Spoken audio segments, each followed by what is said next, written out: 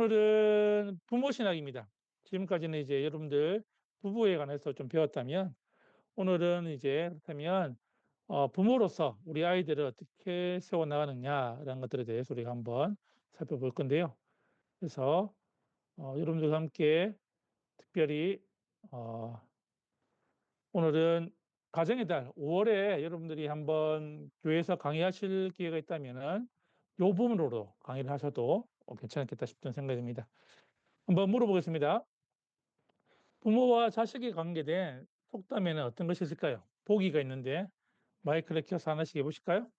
자, 가지와 관련돼서 어떤 속담이 있죠? 어떤 속담이 있을까요? 우리 서정은 가지나무 교사님, 예, 하십시오. 가지 예, 많은 나무에 바람 잘 나릅다. 예, 좋습니다. 우리 고슴도치는요? 고슴도치는 뭐가 있을까요? 고슴도치도 제 새끼는 이쁘다. 이보다, 예, 좋습니다. 손가락은요? 열 손가락. 손가락 안 깨물어, 그러니까 열 손가락 깨물 안 아픈 손가락 없다. 예. 혹시 또 다른 속담이 있을까요? 부모 자식 간에 있습니까? 예. 자식 없는 것이 상팔자다. 저는 삼팔자다.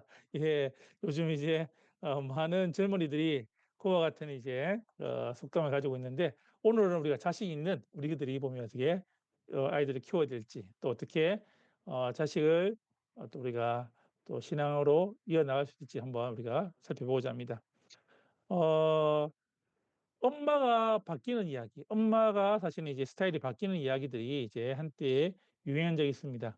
보시면은 옛날에 엄마들은 어떤 유형이냐면 동물을 비교하면은 타이거맘이에요, 타이거맘. 엄마가 되게 호랑이처럼 무섭게 아이를 양육하고 기르고 그렇게 이제 키웠던 시절이 있었죠. 저희 시절이 뭐 제가 어릴 때 보면 대부분 엄마의 모습이 되었죠. 타이거맘이었습니다. 그렇죠. 보면 아이들에게 어떻게 하냐면 이렇게 잘못하면 훈계를 하고 그리고 무섭게 대하고 그렇게 아이들 키웠던 시절이 있었습니다. 지금은 사실은 타이거맘은 잘 없습니다. 요즘 어떤 맘이 많을까요? 보면은 캥거루맘 보면 아이를 이제 한둘이 낳아서 어떻게 할까요? 보통 이제 엄마의 뱃속 안에서 이렇게 키우고 그리고 품 안에서 키우고 아이를 케어하는 그와 같은 형태의 이제 엄마 유형이 많지요. 그리고 캥거루맘 다음에 어떤 맘이 있었죠? 보면은 헬리콥터맘이 있습니다. 헬리콥터맘. 보면 아이보다 먼저 이렇게 요 위에서 날아가서 보면서 아이의 필요한 모든 것들을 챙겨주는 형태의 이제 엄마의 모습이 있었습니다. 가장 최근에 나타난 엄마의 모습은 어떤 모습이죠? 잔디깎기맘이라고 그러니까 이제 헬리콥터도 이제 더 해서 어떻게 하냐면은 보면 어 잠시만요. 어떻게 들어가지? 참여를 지금 나갈게요. 네. 이제는 헬리콥터맘을 넘어서 이제는 잔디깎기.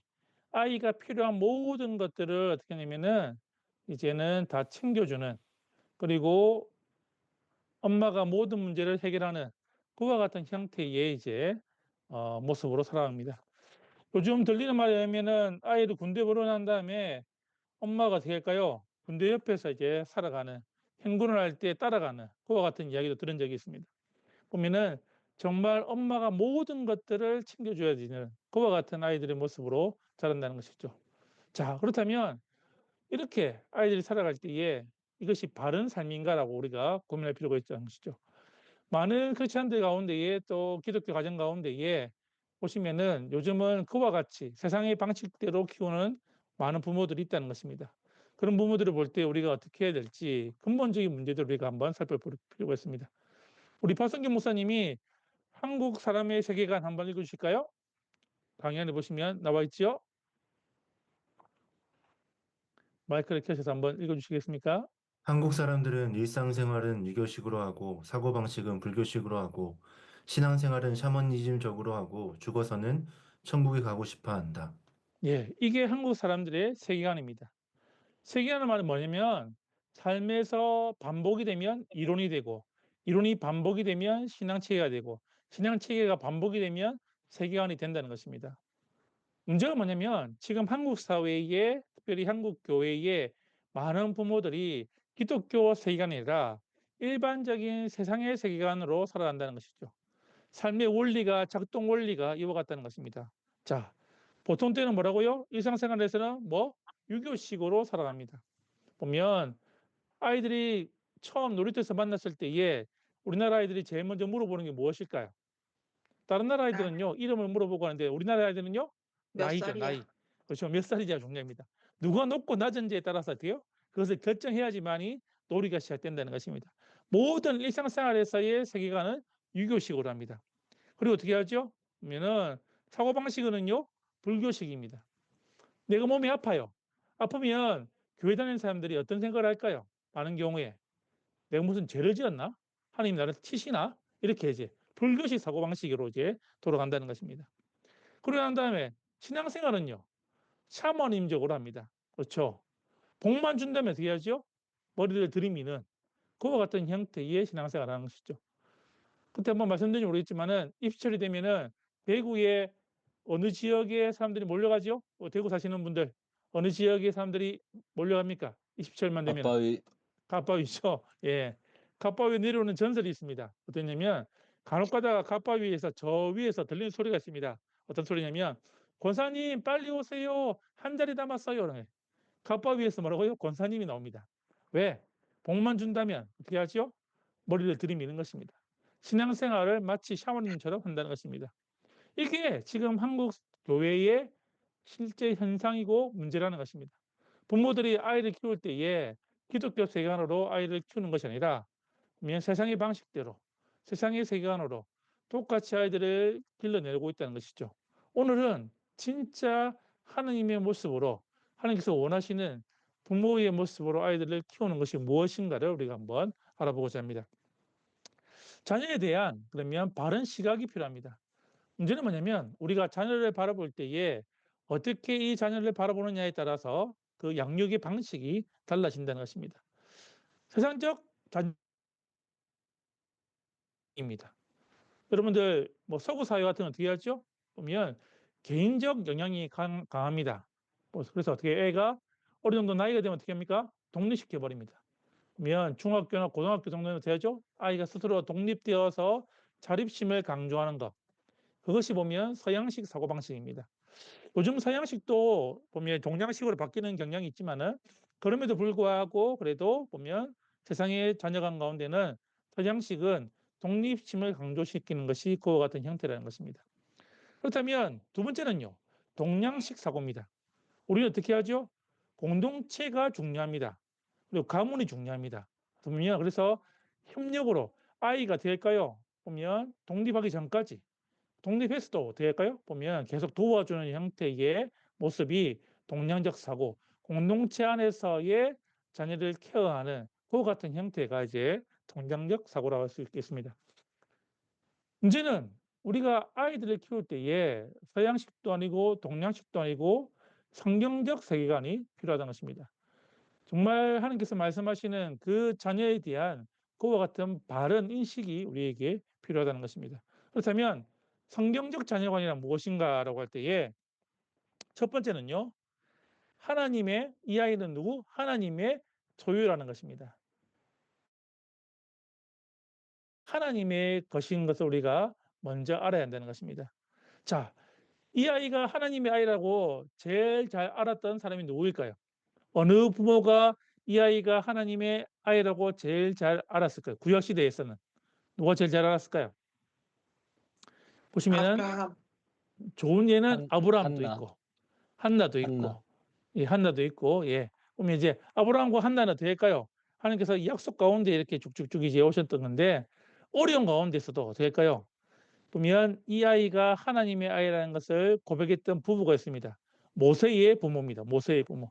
사실은 우리는 보면 아브라함과 보면 이제 이야기는 잘 아는데 모세의 부모는 누구인지를 잘 모릅니다. 근데 성경에 모세의 부모가 누군지 기록되어 있거든요. 엄마는 좀 알아요. 엄마는 누구죠? 요게벳. 그렇죠. 엄마는 좀 아는데 아빠는 아는 사람이 거의 없습니다. 혹시 모세의 아빠 이름 알고 계신가요? 보시면 분명히 성경에 기록되어 있는데 역대기에 아므람입니다. 아므람. 아므람이라는 이 사람과 이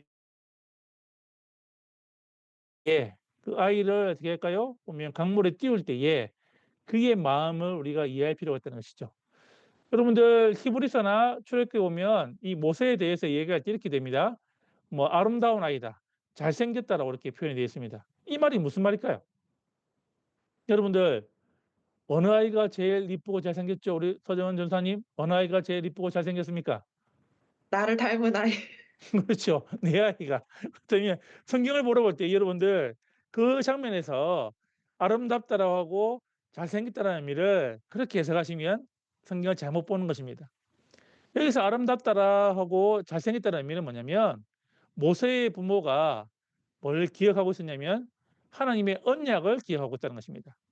아브라함 주신 언약이 뭐죠? 300년 뒤에 뭐 네가 그 땅에서 나올 것이다라고 했던 그 약속, 그 언약을 지금 이 부모가 바라보고 있다는 것이죠. 무슨 말일까요? 하나님, 그 언약의 아이가 그 하나님의 약속의 아이가 이 아이입니까? 라고 그들이 묻고 그들이 확신하고 아이를 키웠다는 것입니다. 그리고 아이를 강물에 떠나 보내줬을 텐데고요. 하나님, 이 아이가 그 아이지 않습니까? 라고 그들이 그렇게 바라볼 때에 아이가 잘생겼다는 것이고 아이가 아름답다는 뜻입니다. 달리 말하면 모세의 부모는 이 아이가 내 소유가 아니라 된다고 하나님의 소유인 것을 명확하게 알고 있었다는 것입니다. 우리가 아이들을 키울 때에 가장 중요한 것 중에 하나는 뭐냐면 성경적 자녀관은 내 아이가 아니라 누구의 아이? 하나님의 아이인 것을 우리가 먼저 고백할 때에 아이를 키울 때에 바르게 키울 수 있다는 것입니다. 두 번째는요. 하나님의 위탁입니다. 하나님께서 어떻게 한다고요? 이 아이를 나에게 맡기셨다는 것을 우리가 알아야 되는 것입니다. 내 것이 아니라 뭐라고요? 맡기신 것을 알아야 하는 것이죠. 자녀에 대한 교육열로 제일 높은 나라를 꼽으라면 어떻게 하죠? 어느 나라가 있죠? 우리나라와 함께 또 어디가 있습니까? 이스라엘이 있습니다. 그렇죠? 그런데 두 나라의 차이점이 있습니다. 보면 유대인과 한국인의 엄마의 공통점과 차이점이 있는데 공통점은 교육열이 참 높다는 건데요. 차이점은 뭘까요? 유대인들은 어떻게 한다고요? 하나님이 나에게 맡기셨다는 것을 그들이 알고 아이를 키우는데 그 아이에 대한 이제 특성이나 이 기질을 잘 살펴서 아이를 키우는데 어떻게 하죠? 한국 사람들은요. 내 것으로 여기고 내가 이루지 못한 꿈, 내가 하지 못한 대학, 내가 가지 못한 직장에 대할까요? 투영시켜서 키울 때에 문제가 생긴다는 것입니다. 아이들을 키울 때에 우리가 가져야 될 바른 자세는 뭐냐면 이 아이가 첫 번째는 하나님의 소유라는 것이고 두 번째는요. 하나님이 나에게 위탁했다, 맡겼다는 것을 우리가 알고 이 아이를 바라봐야 한다는 것입니다. 그렇다면 아이를 키울 때에 우리가 아이들을 키울 때에 하나님께서 우리에게 원하시는 목표가 무엇인가라고 할 때에 두 가지의 이제 회복이 필요합니다. 형상의 회복이 사실은 우리에게 주어진 자녀 양육의 큰 목표인데요. 보면 형상의 회복. 하나님께서 우리를 만드셨을 때에 그 만드신 그 모습대로 우리가 살아가는 것, 그 아이를 키워내는 것, 이것이 우리의 중요한 역할인 것입니다. 자, 첫 번째는요. 기능적 회복입니다. 기능적 회복. 그때도 한번 말씀드린지 모르겠는데 기독교 교육을 한다는 것은 여러분들이 보면 우리가 회복이 우리의 교육의 주제인데 전형도 마찬가지입니다. 네 가지 영역에서의 회복이 일어나야 한다는 것입니다. 자, 첫 번째는 뭐냐면 보면 하나님과의 관계입니다. 자, 손을 이렇게 해볼까요? 손을 이렇게 해볼까요? 자, 이렇게 해보십시오. 손을 이렇게 했으면 자, 제가 쉽게 설명드리겠습니다. 첫 번째는 뭐라고요? 하나님과의 관계입니다. 하나님을 사랑하는 아이로 키워야 됩니다. 두 번째는요. 보면 다른 사람과의 관계입니다. 다른 사람을 사랑하는 아이로 우리가 키워야 됩니다. 세 번째는요. 요 세 손가락이 어디를 가리키죠? 나를 가리키죠. 나 자신과의 관계입니다. 나를 사랑하는 아이로 우리가 키워야 합니다. 네 번째는요. 요 아래 지역 자연 만물을 사랑하는 아이로 키워야 한다는 것입니다. 네 가지 영역. 하나님과 다른 사람과 나 자신과 자연 만물. 아이들을 키울 때에 우리가 형상의 회복이라 할 때는요. 보면 첫 번째 기능적인 회복. 하나님께서 우리를 만드셨던 그 첫 번째 원리대로 된다고요. 하나님을 사랑하고 하나님 만드신 다른 사람을 사랑하고 하나님 만드신 나를 사랑하고 하나님 만드신 자연 만물을 사랑하는 아이로 키워내는 것. 이것이 보면 하나님의 목표라는 것입니다. 자, 기능만 안다고 해서 우리가 아이를 제대로 키울 수 있는 것은 아닙니다. 그러면 뭘 또 알아야 될까요? 그러면 구조를 구조. 그렇다면 우리가 아이들 하나하나 우리 자식 한 명 한 명이 가지는 구조, 그 구조들이 있다는 것이죠. 자, 여러분들 자녀를 위해서 기도하실 때 어떻게 기도하십니까? 제 111 기도가 있는데요. 제가 교회학교 같은 경우에는 학생들을 위해서 기도하는 건데 하루에 한 번 10시에 1분 동안 기도하는 것. 그렇게 제가 가르치거든요. 자, 하루에 한 번 10시에 1분 동안 기도하는데 어떻게 기도하냐면 6가지 영역이 있습니다. 6가지 영역. 첫 번째 뭐냐면 육체적인 구조. 이 아이가 하나님 건강한 아이가 되게 해달라고. 몸으로 된다고요? 건강한 아이가 되게 해달라고 우리가 기도하는 것입니다. 두 번째는요. 지성적인 구조. 이 아이가 어떻게 한다고요? 지성적으로 올바른 아이, 지성적으로 바른 생각을 가진 아이가 되게 해달라고 기도하는 것입니다. 세 번째는요. 정서적으로. 하나님 이 아이가 마음적으로 정서적으로 흔들림 없이 자라가는 아이가 되게 해달라고 기도하는 것입니다. 네 번째는요. 사회적으로. 이 아이가 어떻게 한다고요? 사회적으로 다른 친구들과 다른 사람들과 잘 어울려 살아갈 수 있도록 하나님 사회의 일원으로 잘 살아갈 수 있도록 기도하는 것입니다. 다섯 번째는요. 도덕적으로. 하나님 이 아이가 도덕적으로 타락하지 않고 올바른 가운데 하나님을 믿고 하나님을 따라가고 이웃을 사랑하는 아이가 되게 해달라고. 육체적, 정성적, 정서적, 사회적, 도덕적으로. 그리고 손바닥이 중요합니다. 손바닥이 뭐냐면 영적으로. 하나님 이 아이가 영적으로 날로 성장하고 건강한 아이가 되게 해달라고 이렇게 우리가 6가지 기도 제목을 하는 것입니다. 월화수목금토 이렇게 6가지 기도 제목을 하고 주일날은요. 이 6가지를 다 같이 기도하는 것입니다. 그래서 여러분들이 자녀 교육을 하시거나 아니면 교회 학교에서 학생들을 우리가 돌볼 때에 선생님들에게 기도하는 방식이 있습니다. 이 6가지가 사실은 중요한 방식이라는 것입니다. 그래서 기독교 교육이라는 것은 달리 말하면 이 4가지의 기능과 이 6가지의 구조를 회복시키는 것. 보면 가정에서 부모의 역할이 있다면 이 10가지의 이 회복이 일어나도록 돕는 것입니다. 그래서 아이들에게 여러분들이 기도하실 때에 이와 같은 기도 제목들을 가지고 기도를 하시면 좋겠습니다. 그래서 부모 교육을 하실 때에 보면은 구체적으로 보면 이 6가지에 대해서 이야기해 주시고 같이 기도하는 것이 중요합니다. 왜? 여러분들 이 6가지 중에 한 가지라도 잘못되면 될까요? 보면 삶의 모든 것이 무너진다는 것입니다. 모든 것이 건강한데 어떻게 하죠? 육체적으로 아프면 어떻게 하죠? 주위에 일을 할 수가 없습니다. 보면 지적으로 떨어지면 어떻게 하죠? 일에 제한이 있습니다. 정서적으로 흔들리면 어떻게 하죠? 늘 불안합니다. 사회적으로, 도덕적으로 보면 영적으로 문제가 있으면 어떻게 할까요? 이 각각의 하나의 문제가 발생하면 모든 것들이 흔들리게 되어 있다는 것입니다. 그래서 이 6가지 구조와 4가지 기능을 잘 회복하도록 한다는 것입니다.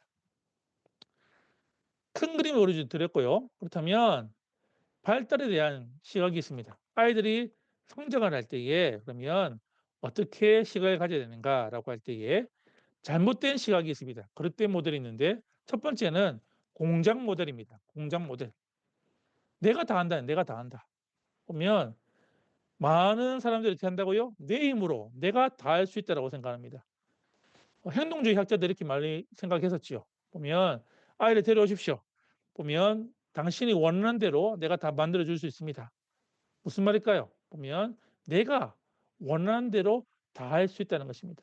이거는 아이들이 자랄 때에 부모로서 가지는 잘못된 시각인 것입니다. 두 번째는 뭐냐면요. 숲을 모델입니다. 숲을. 하나님이 다 하신다는 반대 개념, 반대 개념. 보면 나는 아무것도 할 수 없다. 숲을 봐라. 뭐를 씨를 뿌리지 않고 아무것도 하지 않았는데 어떻게 한다고요? 숲이 이루어지는 것처럼 하나님께서 알아서 키워주실 거다. 해서 보면 양극단이죠.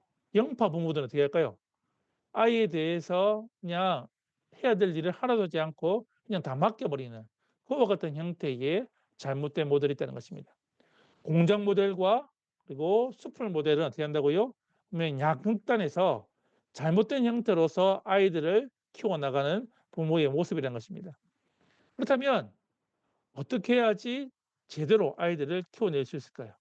올바른 모델은 어떤 모델이냐면 정원 모델입니다. 정원.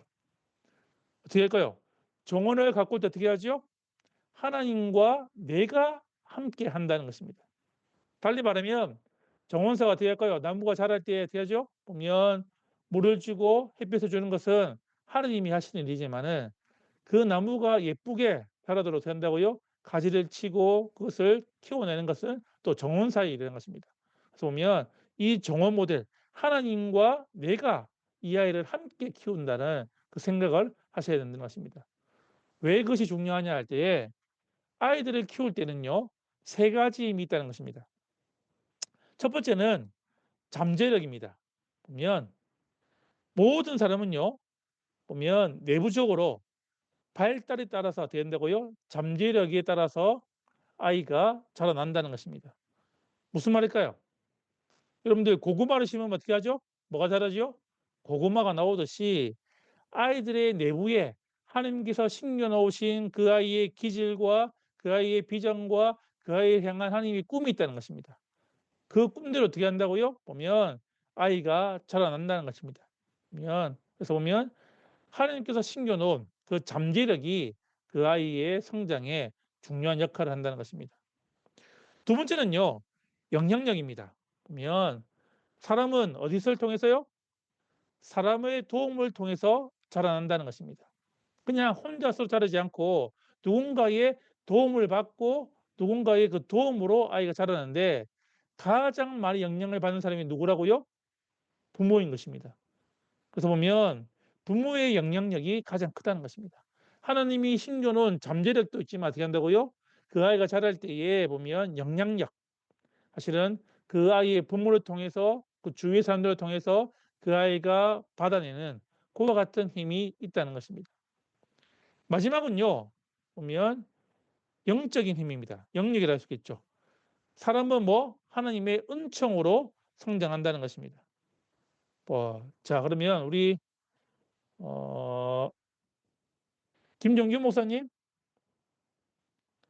김종규 목사님께서 고린도전서 3장 6절과 7절 한번 읽어주시겠어요?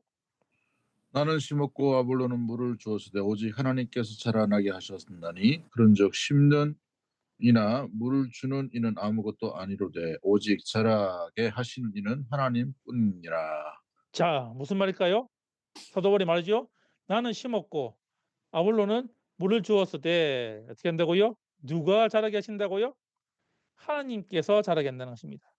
아이의 안에 있는 잠재력과 아이의 밖에 있는 영향력이 또 있지만은 가장 중요한 것은 뭐라고요? 보면 하나님께서 이 아이를 키우신다는 것입니다.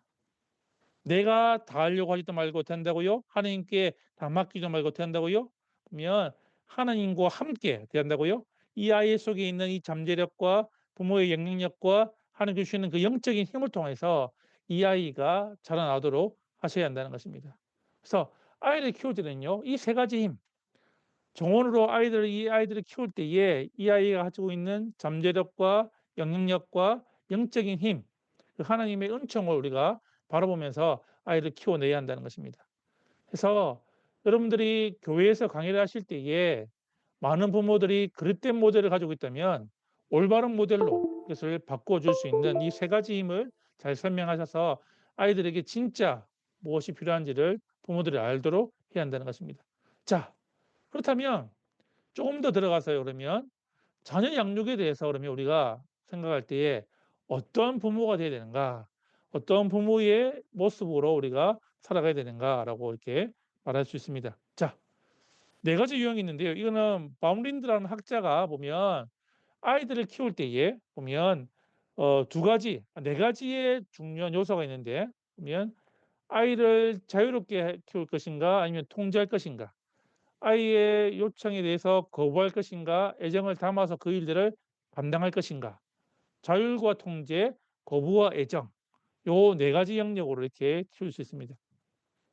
자, 하나씩 하나씩 우리가 이제 살펴볼 건데요. 보시면은 거부와 통제를 하는 게 보면 이제 통제를 하는 쪽이 어느 쪽이냐면 보면 방임적입니다. 방임적. 자, 여러분들이 보면 거부와 통제, 고영역 있죠? 거기다 한번 적어볼까요? 방임적. 키워드는 뭐냐면 내가 알아서 살아요. 내가 알아서 사는 거예요. 내가 알아서 사는 것이죠. 자, 이 방임적 양육 태도는 뭐냐면 무관심형입니다. 보면 아이들에게 보면 관심도 없고 아이들을 거부하고 무시하는 그와 같은 형태가 되냐면 이제 이 방임적 양육 태도라는 것입니다.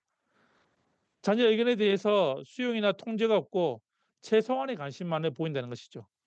그래서 보면 자신의 생활에서 지나친 스트레스와 압력을 받아서 된다고요?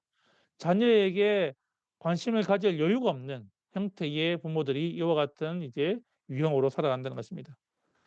간단하게 해결될 수 있는 요구에만 대체로 응하게 되고 보면 정서적으로는요, 자녀와 보면 유대감이 있기보다는 이제 우울감으로 생기는 그와 같은 형태의 모습이 보면 이 방임적 양육 태도입니다. 두 번째는요, 보면 자율이 있고 있는데 어떻게 하죠? 거부가 있는 그 바로 위의 칸이죠. 자율과 거부에 있는 그 칸을 보면 허용적 태도입니다. 허용적 태도. 자율성을 가지지만 된다고요? 많은 것을 지원해 주지 않는 그와 같은 형태가 보면 이제 보면 허용적 양육 태도인데요. 자녀의 행동이나 또 보면 이제 뭐 자신의 권력 사용에는 관심이 없습니다. 보면 자유롭게 아이가 이제 하도록 이제 하는 태도를 취하죠.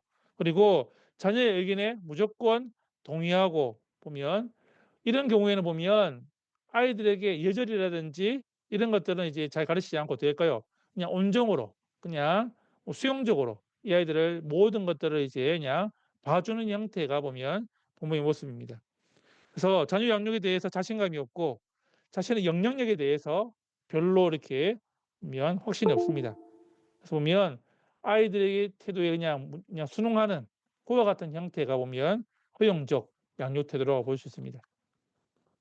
자, 세 번째는요. 보면 애정은 있는데 통제가 많은 보면 이제 통제 쪽으로 애정과 통제 쪽에 보면 이제 고면이 보면 독재적 양육 태도입니다. 독재적 양육 태도. 자, 키워드는 뭐냐면 내가 말했지. 그렇죠? 내가 말했지. 허용적은요. 보면 내가 하자는 대로 할게가 이제 허용적 태도였다면 한번 적어 넣어 보세요.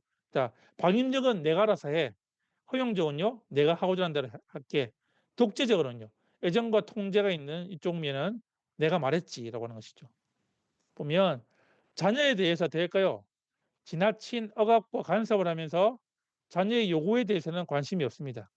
그러면 무조건 부모가 결정하고 부모의 지시대로 아이들이 복종하기를 원한다는 것입니다.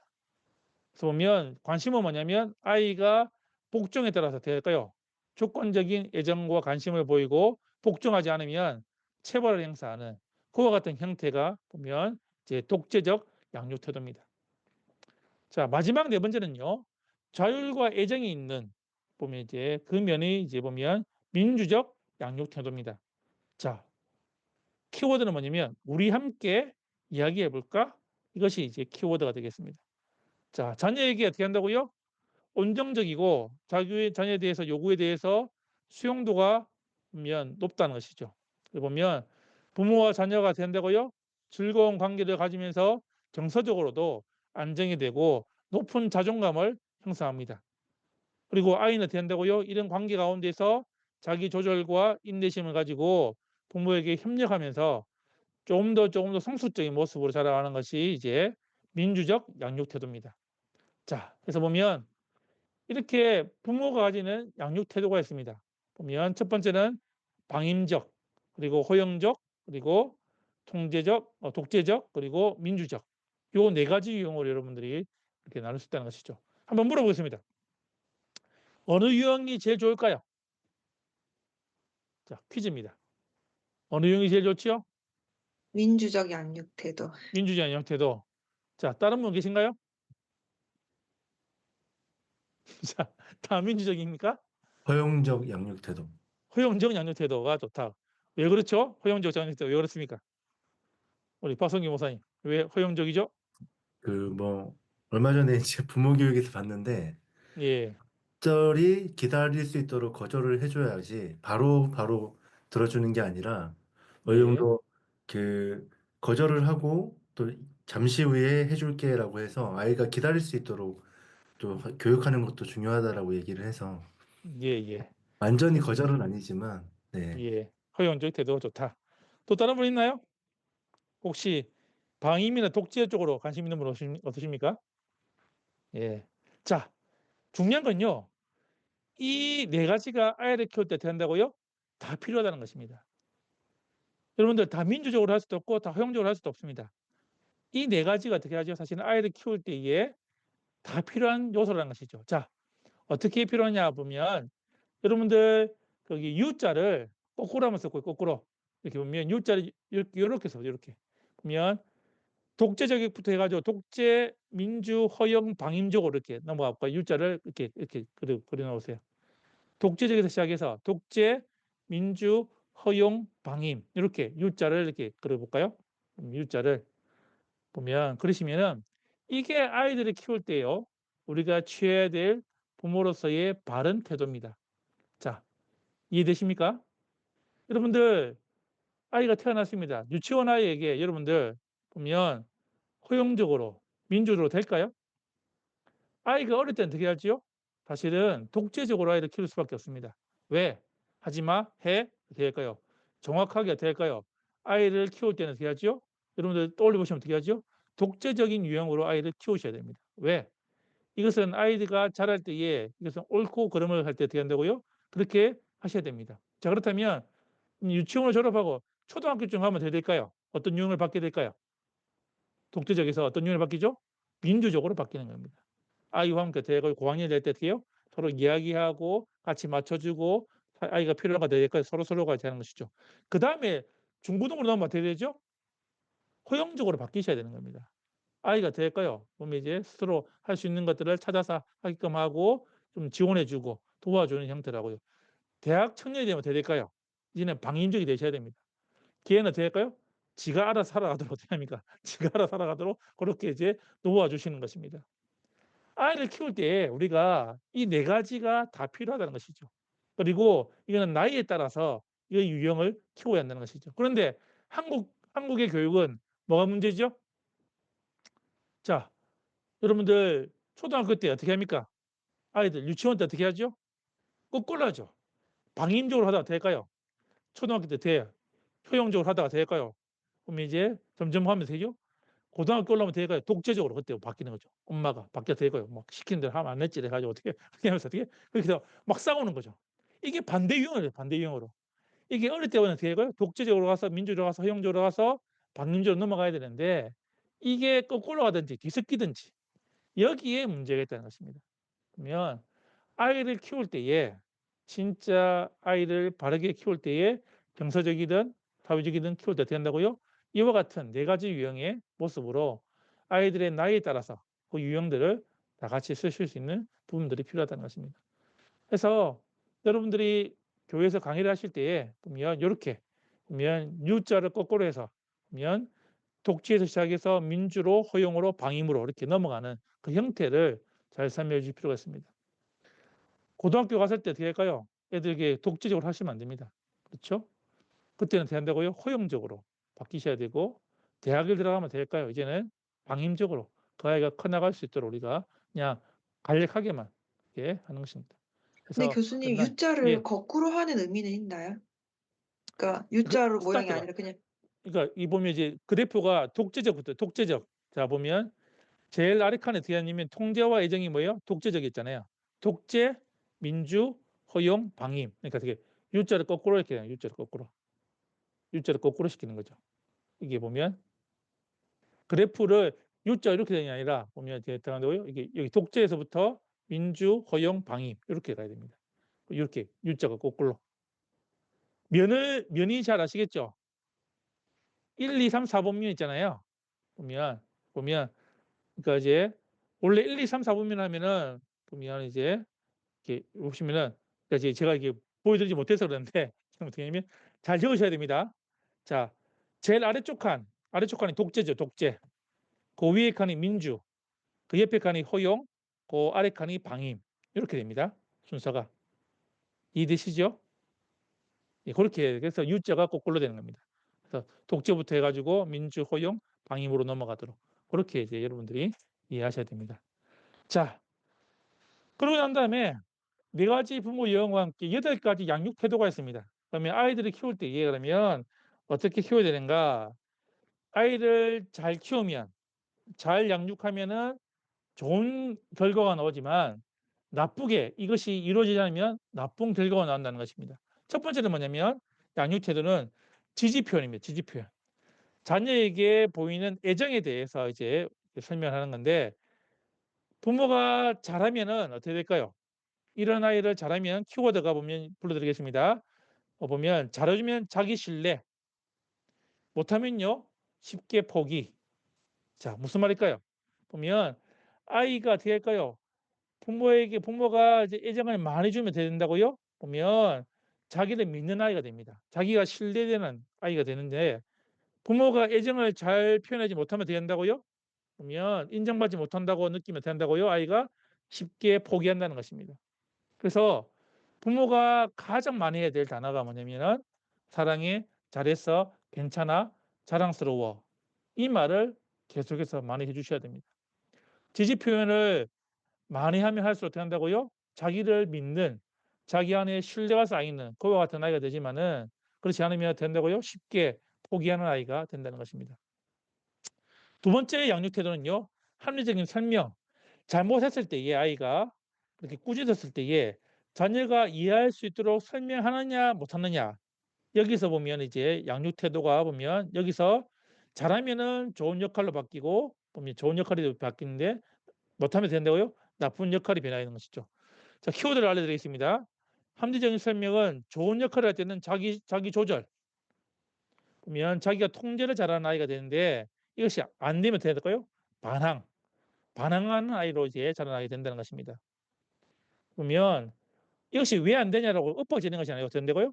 이렇고 저렇고 어떻게 해요? 구체적으로 쉽게 자세히 설명해 줄 필요가 있습니다. 그래서 합리적인 설명이 어떤 문제가 발생했을 때에 합리적인 설명을 잘해야 한다는 것입니다. 세 번째는요. 성취 압력입니다. 사회적 성공을 강하게 요구할 때에 보면 아이가 보면 어떻게 할까요? 보면 이것을 잘하면 되냐면은 유스트레스 보면 스트레스 가운데도 된다고요? 좋은 스트레스가 아이가 발생하는데 하지 못하면요. 보면 스트레스를 받습니다. 그렇죠? 100점 맞을 수 있지가 아니라 된다고요? 100점 맞지 못해도 괜찮아라는 말을 우리가 해줘야 하는 것이죠. 보면 성취 압력 아이가 될까요? 계속해서 뭔가를 성취하려 할 때 되면 부모가 갖춰야 될 태도는 뭐냐면 괜찮아. 이 말을 계속해서 해줘야 하는 것이죠. 100점 안 맞아도 된다고요? 그와 같은 것들이 필요합니다. 남자와 여자가 다르죠. 내가 우리 선 선생님 아이가 100점을 받아 100점 맞으면 될까요? 어떻게 물어보시죠? 어떻게 대하십니까? 100점 받아왔다 하면은 어떻게 대하시죠? 엄마 100점 맞았어요 하면 대답하십니까? 100점. 예, 그냥 평소 때 하시는 말은 뭐 요즘에는 사실 점수로 이렇게 무언가 예, 매겨오진 않아서 예, 어쨌든 성취를 뭔가 잘했을 때 칭찬을 예, 원하는 그 상황이라 생각을 예, 한다면 예, "와 대박 진짜?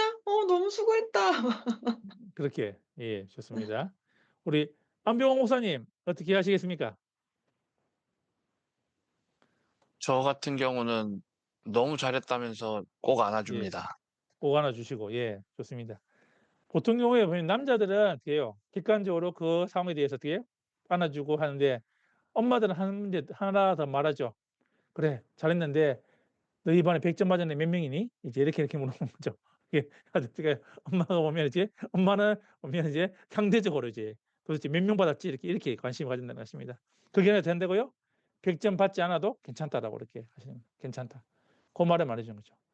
세 번째는요 간섭입니다. 자녀의 사생활을 어떻게 인정하느냐에 따라서 보면 잘하면요 보면 키워드가 효율성, 못하면은 충동성입니다. 자 무슨 말이냐면 아이가 될까요? 자녀의 사생활을 인정해주고 이걸 잘 풀어나가는 부분이 될까요? 적당한 활동 수준에 따라서 돼요. 보면 이 아이가 효율적으로 이렇게 글들 하지만은 보면 부모가 못하면요.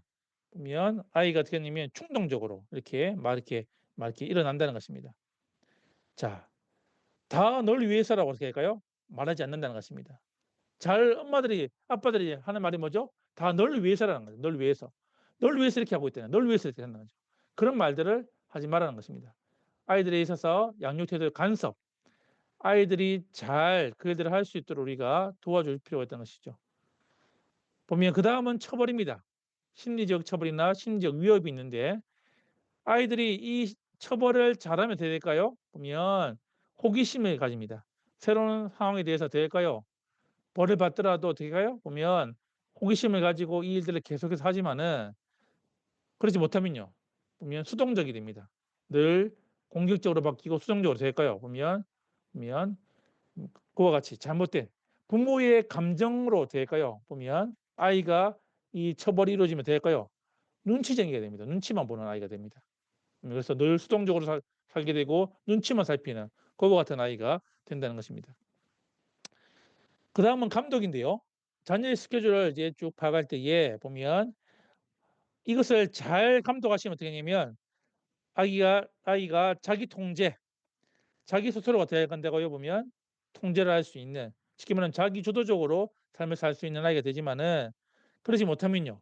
타인 통제 보면 늘 타인이 다른 사람이 챙겨주고 보살펴주고 그와 같이 해야지만이 이제 이와 같은 일들이라는 형태가 된다는 것입니다.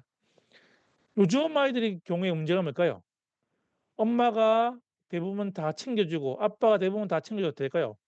이 감독에 대해서 보면 자기 주도적으로 하는 것이 아니라 타인 주도적으로 살아가는 형태가 많다는 것입니다. 그래서 감독을 잘해야 한다. 그 다음은요, 과잉 기대. 보면 암묵적인 기대인데요.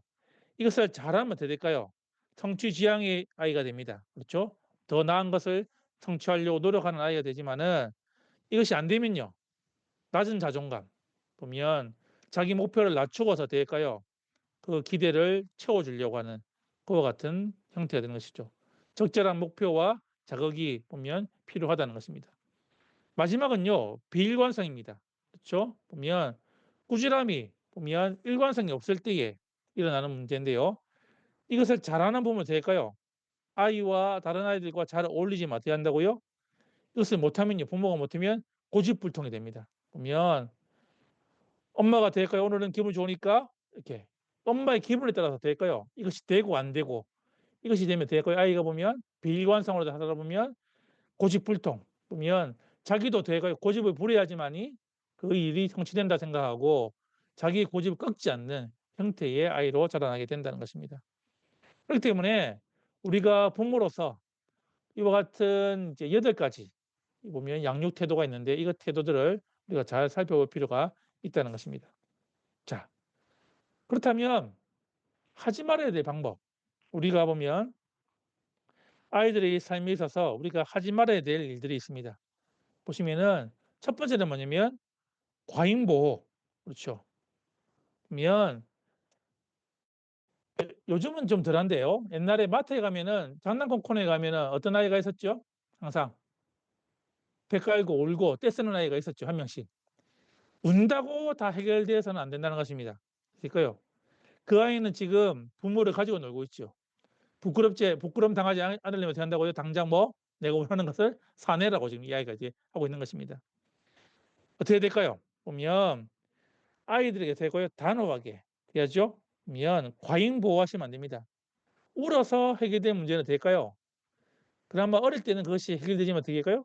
살아보면 어떻게 될까요? 해결되지 않은 문제가 더 많은 수많은 문제가 있다는 것입니다. 과잉 보호는 아이들에게 우리가 해야 될 올바른 형태의 부모 모습이 아니라는 것입니다.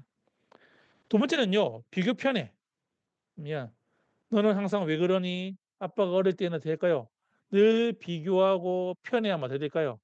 그것은 아이를 망치는 이제 그와 같은 이제 형태가 되는 것입니다. 세 번째는요. 기죽임.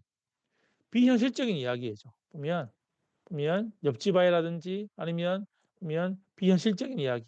아이가 도달할 수 없는 이야기를 계속해서 하면 된다고요. 아이가 거기에 대해서 움츠러들 수밖에 없다는 것입니다.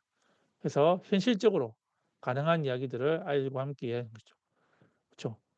아이가 머리가 나쁜데 제가 전교 1등을 해야 된다. 이 될 수 있는 일이 아니죠.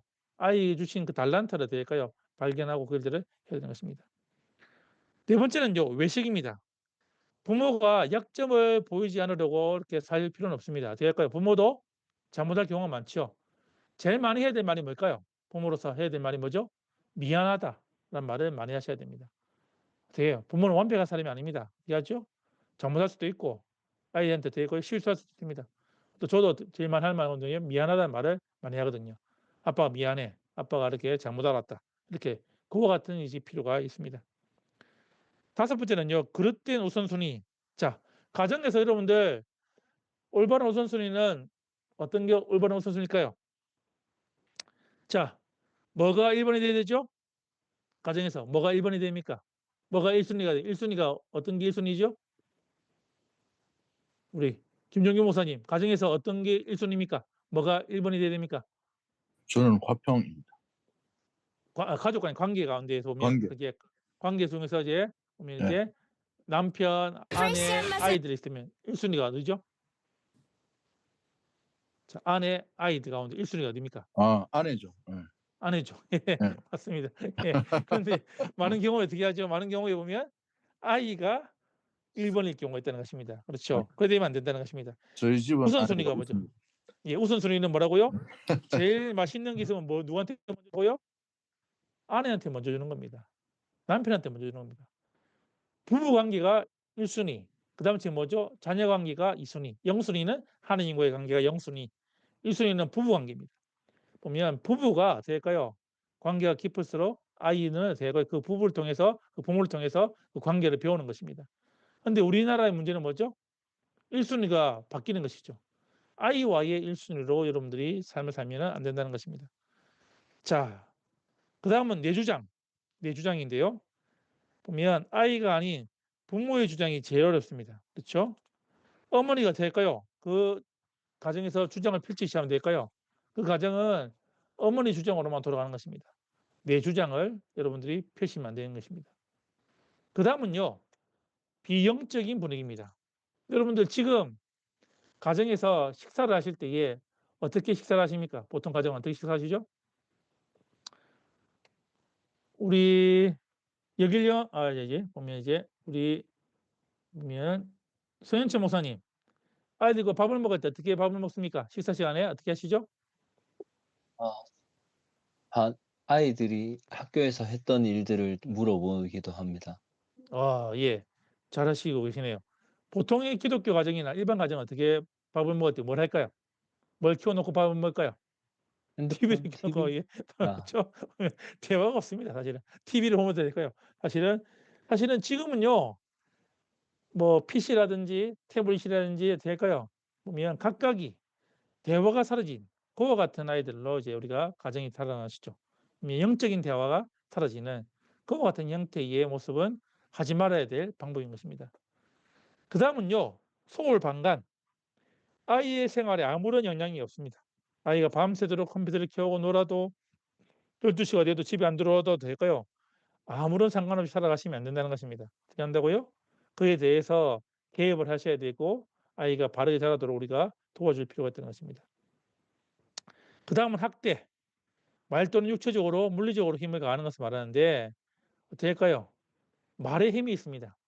보면 아이들을 키울 때 되면 아이들에게 함부로 말해서는 안 되는 것이죠. 야, 이 빌어먹을 자식아 뭐 될까요? 그 아이가 된다고 나중에 뭐 되죠? 빌어먹을 자식이 됩니다. 진짜. 말하는 대로 된다는 것이죠. 그래서 보면 말을 잘해야 되는 것이죠. 옛날에 우리 할아버지 할머니들이 어떻게 했을까요? 보면 제일 많이 했던 말 중에 뭐예요? 화가 나시면 야, 이 무슨 자식아? 보면 문디 자식아 지랄하고 자빠졌네. 이 말을 많이 하셨거든요. 야, 이 문디 자식아 지랄하고 자빠졌네. 그럼 그러면 돼요. 문디 자식이 되고 지랄하고 자빠지는 것입니다. 그렇죠? 진짜 된다고요? 말한 대로 해주시죠. 저희 집에서는요. 저희 어머니가 어릴 때부터 했던 말이 있었어요. 저희가 보면 저희 어머니가 중학교밖에 졸업하지 못하셔 가지고 미용을 이제 배우셨거든요. 아마 배움에 대한 이제 이게 좀 이제 애달픔이 있었던 것 같아요. 그래서 보면 늘 저희 형제에게 이렇게 말씀하셨거든요. "야, 이 박사 될 녀석아, 박사 될 녀석아." 했었어요. 늘 박사란 말을 입에 달고 다녔어요. 어머니는 왜 저 어머니 보고 "아니 엄마 저는 박사도 아닌데 왜 자꾸만 그 말 해요." 이렇게 했는데 어머니가 보면 저한테 "이 박사 잘 지내나?" 이렇게 했어요. 근데 될까요? 말하는 대로 될까요? 나는 커서 뭐 해야 돼 가지고 보면 이제 저희 형도 이제 교육학 박사가 됐고 저도 박사가 되었습니다. 문제는 이것입니다. 진짜 말하는 대로 아이가 될까요? 부모님께서 원하는 그 말대로 된다고요? 되어져 가게 되어 있다는 것입니다. 그래서 말의 힘을 우리가 믿어야 한다는 것이죠. 그래서 보면 말로든지 육체적으로든지 아이들한테 학대하면 안 되고 오히려 그들을 존대할 수 있도록 우리가 하셔야 됩니다. 마지막은 좀 아픈 이야기인데요. 보면 이혼입니다. 이혼. 자녀에게 있어서 가장 결정적인 하지 말아야 될 요인 중에 하나가 사실은 이제 이혼인데 사실은 이혼을 하면 되죠. 자신의 잘못도 아닌데 가장 큰 상처로 남습니다. 보면 요즘 이혼한 가정이 너무 많잖아요. 근데 부부와의 관계가 깨어지는 것도 이제 아프지만은 더 아픈 것은 뭐죠? 그 자녀들이 보면 자기가 잘못한 것도 아닌데 어떻게 하죠? 그 가운데에 큰 아픔들을 가져야 된다는 것입니다. 그래서 보면 자녀 양육에 있어서 보면 하지 말아야 할 것들, 요 같은 부분들 우리가 알아야 한다는 것입니다. 그렇다면 꼭 해야 할 것이 있습니다. 꼭 해야 할 것. 자, 우리 여길령 강사님 조금 이제 보면 하는데 에베소서 6장 4절 읽어주실까요? 또 아비들아 너희 자녀를 노엽게 하지 말고 오직 주의 교훈과 훈계로 양육하라. 예. 네. 뭐 하라고요? 주의 뭐? 교훈으로 뭐라고요? 양육하는 것이 중요하다는 것입니다. 그래서 보면 우리가 꼭 해야 될 것이 뭐냐면 주의 교훈으로 보면 이제 양육하는 것이죠. 그럼 교훈은 뭘까요? 보면 교훈은 우리가 신명기에 보면 우리에게 주신 교훈이 있습니다. 자, 좀 긴데 오늘 유동민 강사님 오셨나요? 맞아. 오늘 못 오셨죠? 그렇죠? 우리 김종영 목사님 조금 긴데 좀 읽어주시겠어요? 예, 자, 신명기 6장 4절부터 9절까지. 이스라엘아 들으라. 우리 하나님 여호와는 오직 유일한 여호와이시니 너는 마음을 다하고 뜻을 다하고 힘을 다하여 내 하나님 여호와를 사랑하라. 오늘 내가 내게 명하는 이 말씀을 너는 마음에 새기고 내 자녀에게 부지런히 가르치며 집에 앉았을 때에든지 길을 갈 때에든지 누워 있을 때에든지 일어날 때에든지 이 말씀을 강론할 것이며 너는 또 그것을 내 손목에 메어 기호를 삼으며 내 미간에 붙여 표로 삼고 또 내 집 문설주와 바깥문에 기록할지니라. 네, 주의 교훈이 뭐냐 할 때는요. 신명기 6장 4절에서 9절 말씀이 주의 교훈입니다. 엘로 시작하는 네 단어가 있습니다. 이거는 이제 파이디온의 양성원 목사님께서 이렇게 신명기 6장 4절에서 9절에서 말씀을 할 때에 요와 같이 이제 네 가지 엘로 표현한데요. 첫 번째는요. 런입니다. 뭐라고요? 부모가 먼저 말씀을 통해서 자신을 계시하는 하나님을 뭐라고요? 배우고 알라. 그렇죠. 보면 너는 뭐죠? 먼저 뭐예요? 부모가 그 하나님을 알아야 하는 것이죠. 자, 두 번째는요. 사랑입니다. 그 하나님을 모든 것을 다해 뭐라고요? 사랑하고. 첫 번째는 하나님을 알고, 두 번째는요. 그 하나님의 모든 것을 다해 사랑하고, 세 번째는요. 라이브입니다. 그분의 말씀에 순종해서 살고, 첫 번째 옆에 끝 단어는 알고, 두 번째는 사랑하고, 세 번째는요. 살고, 마지막은요. live. 하나님을 알고 사랑하고 말씀도 사랑하는 믿음을 어떻게 자녀에게 뭐 물려주고 떠나는 것입니다. 물려주는 것. 단어 적으면 알고 사랑하고 살고 물려주는 것. 이것이 뭐라고요? 주의 교훈인 것입니다. 그러면 에베소서 말씀하시는 이 6장 4절의 주의 교훈은 뭐냐면 사실은 이 네 가지 A로 시작하는 신명기 6장의 말씀입니다. 하나님을 알게 하고 하나님을 사랑하게 하고 그 말씀에 순종해서 살고 그리고 어떻게 해요? 믿음을 자녀에게 물려주도록 하는 것. 이 네 가지가 사실은 주의 교훈으로 양육하는 것입니다. 그렇다면 두 번째, 주의 훈계로 교훈과 훈계로 어떻게 된다고요? 양육하라는데 그러면 훈계는 뭔가라고 할 때에 훈계라는 의미는 뭐냐면 어떻게 보면 아이들을 잘 세워나가는 것을 말합니다. 여러분들 아이가 착합니까? 아니면 착하지 않습니까? 여러분들 애들 착합니다. 키워보실 때에 애들 착합니까? 착하지 않습니까? 착하지 않습니다. 착하지 않습니다. 그렇죠. 그러면 애가 동생이 태어나면 어떻게 하죠? 엄마가 뭐 어떻게 합니까? 동생이 어떻게 하죠? 눈을 확 찌르지요. 뭐 어떻게 해요? 아이가 뱃을 어떻게 엄마 배에 올라타서 이렇게 하고 있죠. 보면 아이가 될 거예요. 보면 칼만 안 들었죠. 될 거예요. 거의 뭐 살인의 충동을 아이들이 이제 엄마를 찾아가기 위해서 이와 같은 것들이 느끼고 있죠. 보면 보면은 옛날에는 30년 동안 배울 지라서 요즘은요 3일이면 배웁니다. 아니면 3시간이면 되니까요. 충분하게 다 배운다는 것입니다. 문제는 이것입니다. 주위의 훈계로 이 아이들을 잘 키워야 되는데 우리가 그 훈계를 잘하고 있냐는 것이죠. 안타까운 사실은 성경에 보면은 이 훈계가 안 되어서 망한 집이 있죠. 어느 집이죠? 보면 사무엘상에 보면 이 집이 나오죠. 보면 엘리 제사장 집이 나오잖아요. 엘리가 될까요? 그 당시에 보면 제사장으로서 그리고 거기 보면 거의 대제사장으로서 돼야죠. 보면 하나님의 법궤를 가지고 있는 그와 같은 형태의 이제 제사장이었죠. 되었죠. 그 아들들이 그와 같은 제사장이었지만 돼요. 훈계하지 않았을 때에 일가족이 하루아침에 죽는 그와 같은 모습을 보게 되는 것입니다. 그래서 보면 훈육과 벌은 차이가 있다는 것입니다. 자, 여러분 한번 적어 놓으시면 좋겠습니다. 자, 주의 훈계로 양육한다 할 때는 보면 훈육과 벌은 다르다는 것입니다. 훈육은요, 초점은 미래를 봅니다. 벌은요, 과거를 봅니다. 훈육은요, 동기는요, 세우는 것을 중요시합니다. 근데 벌은요, 책임을 묻기 위해서 이렇게 합니다. 훈육은요, 관심은 사람에게 관심이 있습니다. 근데 벌은요, 행동에 관심이 있습니다.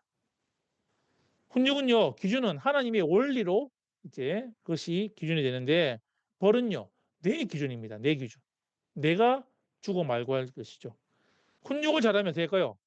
정서적으로 안정감이 오는데 벌은요, 늘 불안감과 수치감을 느끼게 되는 것입니다. 훈육은 미래, 세움, 사람, 하나님의 원리, 정서적으로 안정감을 느끼지만 벌은요, 과거, 책임, 행동, 내 기준, 정서적 불안감과 수치감을 느낀다는 것입니다. 그래서 주위의 교훈과 그리고 주위의 훈계로 양육한다는 말은 이와 같이 보면 우리가 벌이 아닌 훈육으로 그리고 신명기 말씀으로 아이들을 키울 때에 우리가 그 일들이 가능한 것입니다. 그래서 여러분들이 부모 교육을 시킬 때에는 이 부분들을 꼭 강조해서 하시면 좋겠습니다. 자, 이것만으로는 부족합니다. 어떨까요? 주위의 훈계와 교훈과 훈계를 우리가 양육할 뿐만 아니라 또 하나 알아야 될 것이 뭐냐면 발달 단계. 아이들이 자랄 때에 그 아이들이 자라는 발달 단계에 따라서 가지는 키워드들이 있다는 것입니다. 이 키워드들을 우리가 알 필요가 있다는 것이죠. 자, 제가 단어를 쭉쭉 불러드릴 테니까요. 한번 정리해서 보시면 좋겠습니다. 자, 보면 영아기의 키워드는 뭐냐? 보면 출생해서 24개월 되는 아이들을 보면 키워드는 의존입니다. 의존. 자, 보면 육체적으로는요. 성장. 보면 이때는 되게 아이가 쑥쑥 큽니다. 그렇죠? 보면 아이가 이제 점점점 위가 커지고 아이가 쑥쑥 커지는 것을 보게 됩니다. 치정적으로는요. 발견. 오감을 통해서 아이들이 어떻게 할까요? 물어뜯고 이렇게 만져보면서 어떻게 해요? 발견하게 됩니다. 정서적으로는요. 예민합니다. 그러면 울음과 웃음으로 이렇게 감정을 표현합니다. 사회적으로는요. 애착. 사실은 많은 심리학자들이 이 시기에 부모와의 특히 엄마와의 애착 관계가 어떻게 되느냐에 따라서 이 아이의 이제 일생이 달라진다고 말할 정도로 애착이 중요합니다. 영적으로는요. 의존합니다. 의존. 그렇죠. 의존. 보면 이제 돌보는 이의 태도에 따라서 되니까 영적으로 이제 아이들이 이것을 받아들입니다. 자, 유아부죠. 유아부 아이들의 키워드는요. 발견입니다. 발견. 육체적으로는요. 활동. 요 시기에 보면 이제 아이들이 이제 보면 이제 유아기에 전염병들을 많이 걸려요. 그렇죠? 그럴 때는 이제 교회를 안 나오도록 하고 이렇게 아이들 육체적으로 건강하도록 채워주셔야 됩니다. 지성적으로는요, 발견. 보면 이제 말을 하게 되고 그리고 이제 여러 가지 것들을 이제 배우게 되는 그와 같은 형태가 됩니다. 정서적으로는요, 두려움. 낯선 사람을 보면 이제 두려워하고 잘 가지 않으려는 그와 같은 것이 있고요. 사회적으로는 자기 중심. 보면 떼쓰는 아이들, 엄마를 이용해 보려는 그와 같은 자기 중심적으로 사회적으로 형성이 됩니다. 영적으로는요, 모방. 보면 이제 할머니나 엄마가 기도하는 모습들을 가지고 어떻게 할까요? 따라서 기도하는 그와 같은 모방의 형태를 이제 요 유아부 때는 취하게 됩니다. 자, 유아기는요, 유치부입니다. 유치부.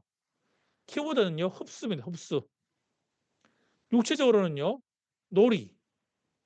아이들이 보면 빠르게 성장함으로써 되고요. 놀이를 통해서 보면 아이들이 많은 것을 배우게 됩니다. 지성적으로는요. 질문. 이 나이 때 되게 질문을 계속 합니다. 유치부터 되게 엄마 이게 뭐예요? 저거 뭐예요? 되게 계속 질문하게 되는 것이죠. 보면 질문을 많이 합니다. 어휘가 증가하면서 많은 것을 물어보는 시기가 요 시기입니다. 정서적으로는요. 반응합니다. 반응. 보면 이제 감정이 생기고 이제 질투도 느끼고 보면 이 같은 여러 가지 것들을 이제 반응합니다. 사회적으로는요. 순응하며 순응. 이때 되면 보통 어떻게 하죠? 이 나이 때 보면 이제 유치원에 가게 됩니다. 어린이집에 가게 되죠. 사회적인 쓴맛을 보게 되는 것이죠. 이 시기에. 그전에 뭐 집에서 늘 혼자 사랑받다가 어떻게 하죠? 이제는 사회적으로 순응하게 됩니다. 영적으로는요. 믿음입니다. 믿음. 하나님에 대해서 알게 되고 예수님에 대해서 이제 알게 되는데 문제는 뭐냐면 하나님이나 예수님을 뭐예요? 하나님을 할아버지로 생각합니다. 어떤 할아버지가 이제 하나님으로 생각하는 영적으로는 믿기나 믿지 마세요. 아직 혼동 관계가 있는 그와 같은 것이 이제 모습입니다. 아동기 유년부는요. 키워드는요. 보면 참여입니다. 참여. 육체적으로는요. 활동입니다. 아이들이 이제 놀이를 하더라도 이렇게 더 이제 적극적으로 할 수 있습니다. 지성적으로는요. 관찰. 아이들 호기심이 많고 기억력이 좋아집니다. 정서적으로는요. 불안정합니다. 불안정. 사회적으로는요. 친절합니다. 그래서 보면 교육자들이 제일 먼저 맡기 좋아하는 부서가 보면 편한 부서가 보면 이제 유년부. 요때 아이들이 이제 선생님께 인정받으려고 착한 아이들이 됩니다. 친절하죠. 영적으로는요. 분별입니다. 분별. 아 하나님이 아니구나라는 것들을 아이들이 돼요. 보면 할아버지가 아니구나라는 것들을 아이들이 이제 분별할 수 있습니다. 보면 아 이제는 그런 사람이 아니구나라는 것들을 영적으로 분별하게 됩니다. 초등부는요. 이제 유년이기 초등부는 에너지입니다. 에너지.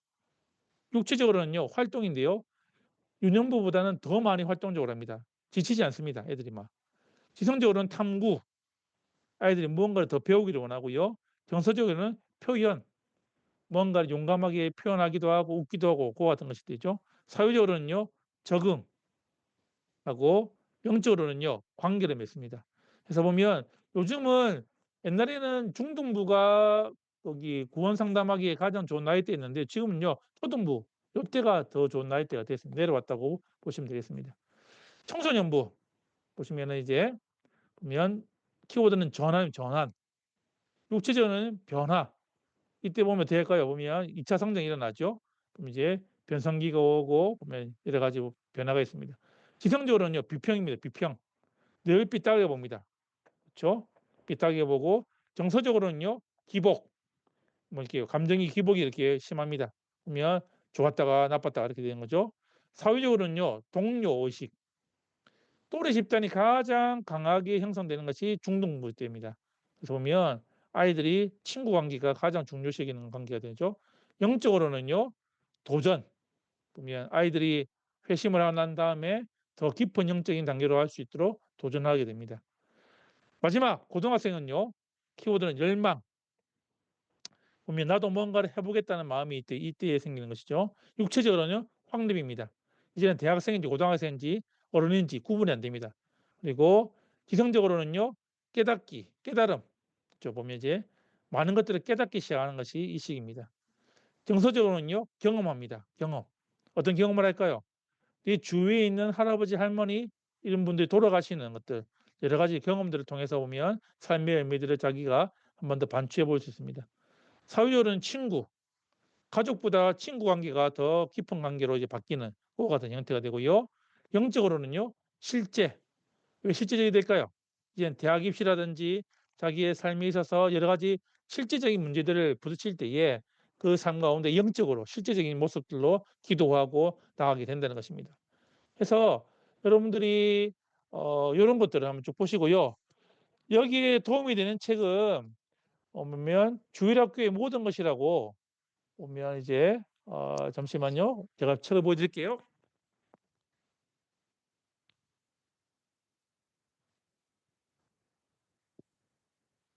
아이들 발달 단계에 대한 여러분들이 이제 좀 더 많은 것을 보면 신한주로 오시면 요 책 주일학교의 모든 것 보면 헨리에타 미어즈 책인데요. 이 책을 한 권씩 가져주셨습니다. 그래서 부서별로 아이들을 보면 여러분들 자세하게 어떻게 부서별로 그 양육할 수 있는지에 대해서 쭉 되어 있습니다. 그래서 교회 교육에 관심 있으신 분들은요, 꼭 한 권씩 사두시면 좋습니다. 주일학교의 모든 것 이렇게 해가지고 여러분들 보시면 좋겠습니다. 예, 결론입니다. 그렇다면 이제 부모로서의 우리의 모습이 어떻게 되는가? 첫 번째는요, 부모로서 나는 하나님을 대표한다. 부모는 항상 하나님 나라의 대표자임을 여러분들 꼭 잊으시면 안 됩니다. 제가 그때 말씀드렸죠. 5계명이 왜 부모를 공경하라가 10계명의 중간에 있을까요? 앞에 4계명과 뒤에 5개 계명을 연결시키는 것이 부모를 공경하라는 것입니다. 왜? 눈에 보이는 부모를 공경하지 않으면 된다고 눈에 보이는 하나님을 공경할 수가 없다는 것입니다. 눈에 보이는 부모님을 공경하지 않으면 어떻게 해요? 뒤에 나오는 다른 사람들의 관계에서 일어나는 모든 일을 할 수가 없다는 것입니다. 그렇기 때문에 부모는요, 항상 하나님 나라의 대표인 것을 우리가 꼭 기억해야 됩니다. 두 번째는요, 부모로서 나는 하나님을 대리한다는 것입니다. 대리. 여러분들, 우리 집이 왕궁이 되느냐, 거지 소굴이 되느냐는 누구의 책임일까요? 그 부부간의 모습이 어떻게 될까요? 부모가 어떻게 사느냐에 따라서 그 자녀들이 왕자가 될 수도 있고 공주가 될 수도 있고 거지가 될 수도 있는 것입니다. 보면 부모가 서로를 어떻게 왕과 왕비로 세우면 되죠? 그 가정은 왕궁이 되고 그 아이는 왕자와 공주가 되지만 될까요?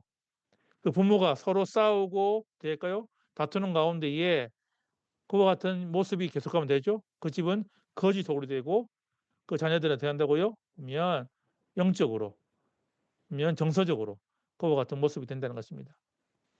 요즘 한국 사회가 물질적인 것에 너무 관심을 많이 가지는데 보면 정서적인 모습은 뭐예요? 집안은 금수저인데 뭐죠? 정서적인 흙수저가 많다는 것입니다. 우리가 진짜 재물이 없더라도 정서적으로 어떻게 아이들을 정말 하나님의 자녀로 갖고 우리가 키우는 일에 최선을 다해야 되는 거죠. 그래서 보면 부모는 하나님 나라를 대표한다. 그리고 하나님을 대리한다. 그 사실들 여러분들이 꼭 기억하시고 살아가셨으면 좋겠습니다. 가족 하나님의 놀라운 선물은 여러분들이 좀 보시면 될 것 같고요. 4개의 기둥 가운데에 6개의 벽돌 가운데에 이제 2개 더 헌신과 시간 보내기와 함께 긍정적인 대화, 인정 요 벽돌들이 있어야 된다라고 여러분들에게 설명을 합니다. 예, 시간이 많이 갔어요. 오늘은 지민 선생님이 이제 못 오셔가지고 우리 안병호 목사님께서 8장을 우리가 요약하고 수업을 마치도록 하겠습니다. 바로 시작하면 되겠습니까? 예. 네, 시작하겠습니다. 오늘 이 내용은 책을 읽어보시면 아시겠지만, 오늘 교수님이 하신 내용과 좀 이렇게, 연결되는, 그러니까 거기에서 나온 내용이 좀 오늘 강의에서 많이 언급이 되었기 때문에, 예, 조금 더 빠르게 넘어갈 수 있을 것 같습니다. 8장의 제목은요, 가정에서 믿음 가르치기, 부모를 영적 리더로 준비시키다입니다. 여기서 서론을 이제 저자가 밝히고 있는데, 서론이 간단하게 얘기하면은요, 이 아이들이 직접적으로 이제 자기의 어떤 영적인 어떤 그림에 대해서 이제 그리고 그거를 이제 자기 말로 설명하고 간증을 나누는 법을 배우게 하기 위해서 이제 설명을 시켰는데, 그래서 마지막에 이제 그 영접 기도를 어떻게 했냐 했을 때는 그거는 아빠가 대신해 줬어요. 그러니까 어떤 영적인 지도가 스스로 할 수 있는 영적인 지도가 부모들이 못하고 있다라는 것을 이야기하면서 이제 교회 안에서 사역 리더들의 역할 중에 하나는 자녀에게 영적 진리를 전달할 수 있도록 부모를 훈련하고 지지하는 게 교회의 역할이다라는 것을 이야기하면서 시작을 합니다. 본론에는 말씀부터 시작을 합니다. 부모 역할에 대해서 언급하고 있는 많은 말씀들을 이야기하고 있는데요. 특별히 구절들은 넘어가고요. 부모는 자연스럽게 자녀를 인도하기에 자녀의 삶의 성경적 토대를 놓는 동안 하나님 아버지의 힘과 지혜를 지속적으로 구해야 한다. 지역 교회는 양질의 프로그램과 성경 공부, 선교의 기회를 통해 어린아이가 걷는 믿음의 걸음을 강화하는 부모를 도울 수 있다라고 언급하고 있습니다. 그러니까 이제 부모는 이제 자녀를 위해서 스스로 준비되어야 하고 지역 교회는 이들을 돕기 위해서 준비되어야 한다. 된다라는 것을 이야기하고 있는 것입니다. 성경적 세계관을 다음으로 이야기하는데요. 이 부모들이 어떤 세계관을 가져야 하는가라는 것으로 자연스럽게 넘어갑니다. 세계관이 무엇이냐? 그 사람이 실제를 바라보는 방식, 우리가 흔히 표현하기로는 안경이라고 표현을 하죠. 그렇다면 우리 크리스찬 부모들은 어떤 것을 가져야 하는가? 성경적 세계관입니다. 이 성경적 세계관은 우리가 하나님과 세상, 그리고 하나님과 세상에 대한 우리의 관계를 이해하도록 돕는 이상과 믿음, 신념, 습관의 형태라고 표현하고 있습니다. 어, 크리스천은 하나님의 말씀을 필터로 이제 다른 기준이 아니라 하나님의 말씀을 가지고 이제 그것을 통해서 세상을 본다는 것입니다. 왜 그것이 중요할까? 왜 부모가 그런 것들을 가지는 것이 중요할까라는 것은 어린아이일 때 이제 자녀들이 우리 사람은 어린아이일 때 세계관을 형성하는데 특별히 그 세계관을 형성하는데 다양한 영향을 주는 요인들이 있습니다. 그중에서 중요한 영향을 미치는 것은 부모입니다. 부모가 어린이의 환경과 사회적 정황, 친구 관계, 미디어 노출, 인생 경험을 결정하기 때문에 부모가 어떠한 세계관을 가지고 어떤 기준을 가지고 생활하는가 살아가는가 이게 너무나도 중요하다고 합니다. 실제로 여기서 보면은요. 나와 상관없을 것 같은 우리 자녀들의 친구 관계, 내가 영향을 미치는 게 아니잖아요. 그런데 이것도 부모가 영향을 미친다라고 이야기를 합니다. 물론 왜 제가 이거를 왜 그럴까라고 생각을 해봤는데 저 같은 경우도 지금 거제도에 살고 있지만 제 아이가 제가 거제도의 삶으로 인해서 이 거제도에 있는 학교를 다니게 되고 이 교회 사람들을 만나게 되고 이런 것들이 부모로 인해서 영향을 미치게 된다는 것이지요. 그래서 결국 우리의 자녀들 아이들은 부모의 영향 아래 있기 때문에 부모가 어떠한 상황과 어떠한 세계관을 가지고 살아가는가 이게 중요하다고 볼 수가 있습니다. 그래서 골로새서 2장 6절에서 8절에 이야기하는 것처럼 신자들에게 세상과 그것의 영향을 분별할 수 있어야 하고 자녀에게 이런 것들을 가르쳐야 하는 부모는 세상의 방식을 분별하는 도구를 준비해 주어야 합니다. 어, 부모의 역할이 그렇다면 무엇인가? 이 세계관을 가지고, 기독교적 세계관을 가지고 나아가야 할 부모의 역할은 교사라는 것입니다. 가정에서 부모는 제1의 영적인 리더이자 교사라는 것입니다. 신명기 6장 6절에서 7절에 보면은요, 의도적인 가르침을 이야기합니다. 이스라엘 부모에게 자녀에게 그분의 명령을 가르치라고 명령하셨던 것처럼 이 의도적인 가르침을 부모에게 가지도록 이야기하는데 이 의도적인 가르침이란 것은 목적이 있고 신중하고 고의적인 가르침이라고 스스로 그 책에서 해설을 해주는데 이게 우연히 일어나는 게 아니고 계획적이고 신중한 목적을 갖는다. 제가 사실 이 고의적인 가르침이라는 게 무슨 말일까?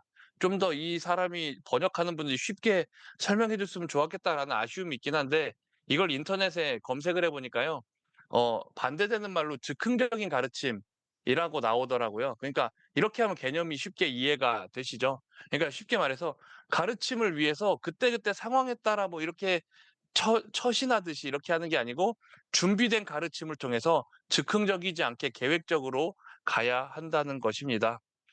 그래서 부모가 하나님의 말씀을 의도적으로 가르치는 것이 하나님의 계획이지 어떤 상황에 따라서 그때그때 생각나는 대로 하는 게 하나님의 계획은 아니다. 의도적인 가르침의 예가 무엇인지 두 가지를 보여주고 있는데요. 첫 번째는 말씀 암송입니다. 이거는 그냥 단순히 어떤 기계적으로 말씀을 외우게 만드는 게 아니라 온 가족이 모여서 함께 말씀을 외우고 그 구절에 대해서 가족 서로가 토의하며 또 잘 외울 수 있게 게임을 통해서 이런 활동들을 가지고서 의미를 분명하게 알아갈 수 있도록 준비하는 것. 또 대화를 통해서 그 외운 말씀을 어떻게 삶에 적용할 것인지 방법을 나누고 그것들을 가르치는 순간으로 이 말씀 암송을 사용할 수 있어야 한다. 이것은 결국 평소에 규칙적으로 이루어져야 하고 형식적인 게 아니라 분명한 이 말씀에 대한 외운 말씀에 대한 적용이 있어야 한다는 것입니다. 내가 이걸 했다, 자녀들에게 시켰다 이런 위안이 아니라 시간 때우기나 의무 방어전 같은 개념이 아니라는 것이지요. 두 번째, 저자가 이 부분을 좀 많이 강조하고 있습니다. 이 부분에서 모범입니다. 모범. 어, 어린이들은 주변의 어른이 보여주는 모습을 모방하는데 성인의 말을 이해하기 훨씬 전부터 성인의 행동을 보고 따라하고 이해한다는 것이지요. 그러므로 어린이들이 모범이나 모방을 통해서 배운다는 사실을 부모가 알고 부모는 자녀가 자신을 언제나 지켜보고 있다는 사실을 깨닫는 게 중요하다고 이야기합니다. 실제로 저 같은 경우는 제가 가끔 깜짝깜짝 놀랄 때가 저희 딸이 저랑 똑같은 자세로 소파에 누워서 TV를 봐요. 그걸 보면은요. '얘가 나를 보고 있었구나.'라는 걸 느끼고요. 제가 습관처럼 이렇게 딸에게 장난처럼 농담처럼 하지만 딸은 이런 말을 하지 않았으면 좋겠던 것들을 저한테 농담으로 하는 거를 들을 때가 있습니다. 이럴 때는 '와 얘가 이런 것까지도 다 듣고 기억하고 있구나.'라는 것을 보면서 깜짝 놀랄 때가 있습니다. 어 모범을 통해서 우리는 기도, 찬송, 섬김, 전도, 큐티, 주일 성수와 같은 이런 신앙적인 습관의 중요성을 배울 수 있고 부모는 자녀에게 하나님과 하나님의 말씀을 향한 사랑과 그분의 말씀과 그분의 아들을 향한 사랑을 가르치고 보여준다. 이게 큽니다. 그동안은 어떻게 해왔든 우리는 중요한 것은 부모가 되었다면 이런 것들을 숨어서 혼자 할 게 아니라 골방에서 혼자 큐티하고 기도하던 것도 이제 가족들이 한 책상에 식탁에 모여서 같이 큐티하고 나눔을 가지고 그리고 부모가 하는 모습을 보여주어야 한다는 것입니다. 그렇기 때문에 이제는 부모가 되었다면은 더 책임감을 가지고 준비된 모습으로 신경 써서 잘해야 되는 게 부모의 역할이기도 할 것이라고 생각을 합니다. 지식적으로도 준비가 돼야 될 것 같아요. 큐티를 하면서 어떤 그냥 하는 행동만 보여주는 게 아니라 어떠한 내용을 내가 적었는지 묵상했는지 그렇게 되려면은 결국 부모가 먼저 지식적으로 신앙적으로 삶으로 채워지고 세워져야 될 수밖에 없다는 것입니다. 그래서 이 모범을 좀 많이 강조하고 있고 저도 모범에 대해서 중요하게 좀 생각을 했습니다. 네 번째, 자녀의 영적 훈련을 이야기합니다. 자녀에게 성경적 진리를 가르치는 것은 영적 훈련이라고 묘사하고 있는데요. 평생 동안 우리가 경험하는 훈련은 많은 종류가 있습니다. 뭐 학교에서 받는 교육이나 자녀들이 직접 경험하는 것들, 뭐 어떤 누구에게인가 뭐 지도받는 코칭 이런 것들도 있는데 크리스천 부모는 자녀가 성경의 진리 영역 안에서 훈련되기를 바란다는 거죠. 세상의 여러 훈련 가운데 성경의 진리 안에서 훈련되기를 바란다. 그렇다면은 자녀에게 하나님의 말씀을 가르쳐야 합니다. 그럼 이것을 어떻게 훈련할 수 있을까? 이런 훈련을 제공하는 좋은 교회에 출석할 수도 있겠지만 이러한 교회 지원이 부모님의 영적 리더십과 가르침을 대체하지는 못한다는 것이죠. 그래서 영적 훈련의 책임은 1차적으로 언제나 부모에게 있다라는 것을 기억해야 합니다. 이 부분은 교회 안에서 예전부터 지속적으로 좀 제기되어 온 문제들이죠. 부모들이 영적인 것들이 너무나 중요하다라고 이야기하지만 이것을 주일에 교회에서 이루어지는 1시간의 교육부서 모임에 다 맡겨버리고 마치 나는 할 책임을 다했고 내가 할 수 있는 것들을 했다라고 생각하는 것 같죠. 그러나 나머지 세상적인 교육은 내가 부모로서 감당하고 있다는 것입니다. 그러나 반대로 오히려 이 영적인 책임이 또한 부모에게 먼저 있다는 것을 기억해야 합니다. 그래서 영적 훈련을 통해서 성경적인 진리를 가르치는 게 부모의 역할임을 이야기하면서 이것을 신앙의 습관이라고 이야기하고 있습니다. 이것이 그러면서 이 영적 훈련을 가르칠 때 부모가 하나님의 말씀으로부터 가르치고 자녀는 성경적 진리를 배우게 되는데 이 영적 훈련을 시킬 수 있는 예를 몇 가지를 듭니다. 첫 번째는 기도입니다. 기도. 어 하나님과의 소통인 이 기도를 가지고 자녀들에게 가르치는 것은 그리스도의 인격적 관계를 시작하고 유지하는 방법을 가르치는 것입니다. 그래서 부모는 주기적으로 자녀를 위해 기도해야 하고 자녀와 함께 기도해야 합니다. 자녀가 기도로 입문하고 기도를 배우는 최선의 방법은 모범입니다. 부모가 기도하는 것을 보여주는 것이지요. 부모 어른들의 기도에 모범을 보일 때 이들은 행동을 통해 가르치는 것입니다. 특별히 예를 들어 보면은 요즘에 교회들이 다 고난 주간 가운데 기도회를 뭐 새벽이든 저녁이든 할 텐데 자녀들을 데리고 아이들이 피곤해해도 새벽에 깨워서 같이 교회 와서 자게 만드는 게 아니라 부모들이 함께 앉고 기도해 주고 어떤 기도를 내가 하는지 자녀들 귀에 들려주는 것 이런 것들도 기도의 영적 훈련이 될 수 있을 것입니다. 그리고 가족들이 함께 매일 같은 시간에 기도하고 또 필요할 때마다 기도하는 것도 보여주어야 합니다. 집에 모여서 함께 시간을 정해 기도하고 또 개인적으로도 기도하는 모습을 보여주어야 합니다. 간단한 상황에서도 기도해야 하는데 특별히 식사 기도 이런 거 너무나도 중요한 모범이 될 수 있을 것 같습니다. 이거 나머지는 넘어갈 수 있을 것 같고요. 마지막에 이렇게 괄호 치고 제가 좀 점검할 수 있는 이 영적 훈련을 내가 잘할 수 있는가 생각해 볼 수 있는 그 질문들이라고 한번 생각해서 적어 봤는데 이건 좀 너무 제가 생각해도 너무 좀 범위가 넓고 애매한 것 같긴 한데 조금 수정한 부분도 있긴 합니다. 이 기도에 대한 질문은 나는 먼저 모범을 보여야 하기 때문에 언제 어떻게 기도하며 자녀들과 함께 기도하는 시간을 가지고 있는가 기도의 영적 훈련을 하는데 점검해 볼 수 있는 질문이 될 수 있을 것 같습니다. 두 번째 영적 훈련은 말씀 암송입니다. 하나님의 말씀을 아는 것이 한 어린이가 평생에 걸쳐 퍼올릴 수 있는 풍성한 영적 자원을 제공해 준다는 것이지요. 그, 어, 이 말씀 암송에 대해서 이제 너무나도 중요하다는 것을 부모들이 이해하고 또 이 성경 구절을 암송하는 것을 넘어서서 배우고 이해하며 암송하도록 해야 한다는 것입니다.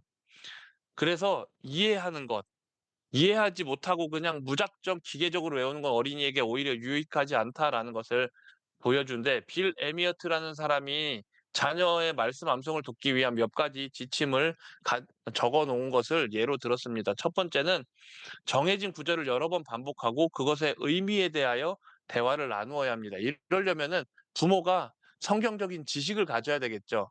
자, 오늘은 같이 이 구절을 외워보자 하고 외웠으니까 점검하고 끝 이게 아니라 이거는 어떤 의미를 가지고 있고 너는 이것에 대해서 무엇을 말한다 생각하니 이런 것들을 가지고 있어야 할 것입니다. 두 번째는 암송하는 자녀의 역량의 차이가 있다는 거죠.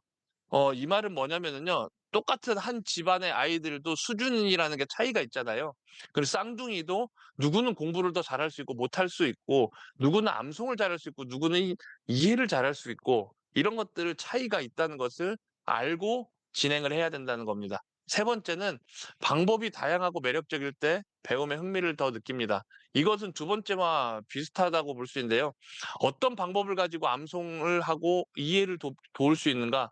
어떤 사람은 지식적으로 가르치는 것에 흥미를 느낄 수 있고 어떤 사람은 어떤 게임을 통해서 활동을 하는 것에 더 흥미를 느낄 수 있다. 그런 차이를 생각해야 한다는 것입니다. 네 번째는 정확한 번역도 중요하지만 자녀의 이해 능력에 맞는 표현이 적힌 성경을 선택하는 것도 중요하다. 예를 들면은 쉬운 성경이나 개역 개정, 뭐 번역이 조금 부족할지라도 아이들이 좀 더 이해하기 쉬운 버전의 성경을 우리가 가져야 한다는 것입니다. 여기서의 질문은 자녀들과 말씀을 나누는 시간을 가지고 있는가?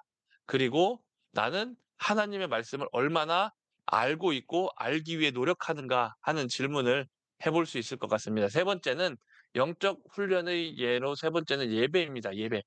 예배는 행위이며 하나님을 찬송하고 하나님께 이야기하는 것입니다. 그래서 자녀에게 예배, 곧 하나님께 집중하고 반응하는 것을 가르치는 것은 부모와 다른 사람들의 모범을 통해서 가능하다는 것입니다. 말로 아무리 예배가 뭐라고 설명하는 것보다 예배를 같이 드리고 예배를 드리는 것을 보여주는 게 더 효과적이라는 것입니다. 그래서 가장 자연스러운 시간과 좋은 방법은 교회 예배에 참석하는 것이라고 이야기를 하죠. 어린이가 가질 수 있는 예배에 대한 오해를 언급했는데 단순하게 목사님의 설교를 듣는 시간 또는 어른들만 가는 시간 이렇게 생각을 할 수 있다는 것이지요. 이에 대해서 케이 헨리라는 사람은 예배를 어린이들을 포함한 모든 사람이 하나님을 찬양하는 동작과 음악, 아름다움, 경외를 즐거워하는 특별한 곳, 찬양하고 기도하고 헌금을 드리고 성경을 읽고 예수님에 대하여 배우는 특별한 시간, 하나님을 사랑하는 가족, 친구들과 함께하는 특별한 시간이라고 가르치도록 권면하고 있습니다. 또 주의해야 될 점은 예배 때 어른들이 하는 부정적 교정. 그냥 너 예배 똑바로 드려야지. 예배 시간 태도가 그게 뭐야? 이런 훈계, 이런 것들이 예배에 오히려 반감을 가지게 만들 수 있다고 설명을 하고 있습니다.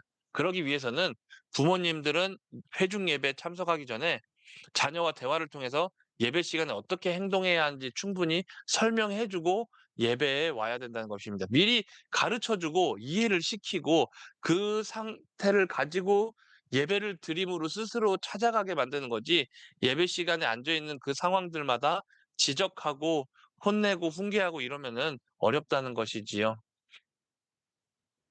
덧붙여서 제가 생각했던 것인데 이거는 예배 후에도 오늘 드린 예배에 대하여 충분한 대화를 나눠야 할 것 같습니다. 그러니까 오히려 예배 시간에 뭔가 잘못된 행동을 했다면 예배를 마친 후에 오늘 네가 드린 예배를 한번 돌이켜 보고 다시 생각해 보자.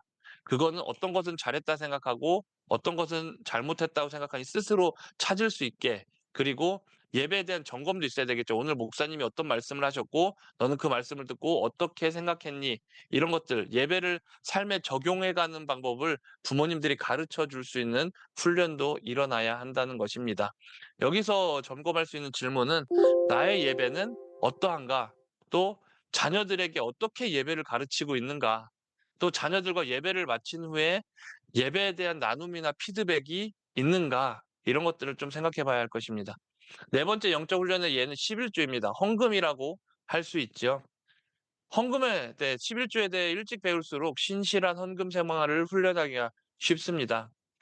그래서 자녀에게 11조를 가르쳐야 하는데 이것은 간단하죠. 부모가 먼저 헌금을 준비해 주는 것에서부터 시작을 하는 것입니다. 실제로 저는 유치부 때부터 주일 아침이 되면 어머니께서 500원을 꼭 헌금 봉투에 담아서 제 손에 쥐어 주셨습니다.